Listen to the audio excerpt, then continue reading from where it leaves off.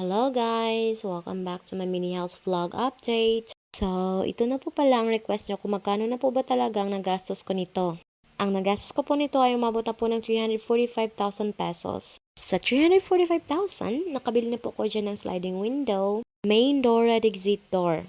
At nakabili na rin ako ng tiles, kaso inuna nilang nilagyan ay yung CR namin. At sa lahat namang nagtatanong kung ano ba talaga ang sukat ng aking bahay, ang sukat ng aking bahay ay nasa 18 feet by 20 feet. So, sa pagkakaalam ko ay nasa 38 square meter.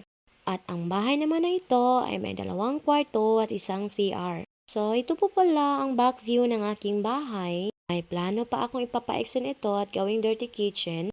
Kaso, ubos na ang budget. So, inuna ko muna yung mga importanteng bagay-bagay sa loob ng aming bahay. Nang sa ganun ay kahit hindi pa fully furnished, pwede na naming turhan.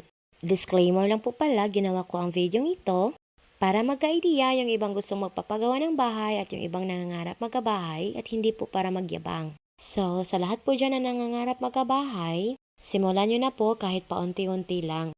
At tiwala lang po kayo sa inyong sarili at samahan nyo po ng sipag at tiyaga. And of course, with prayer. Because in the end, God will always provide us. So, yan lang po muna. Thank you for watching.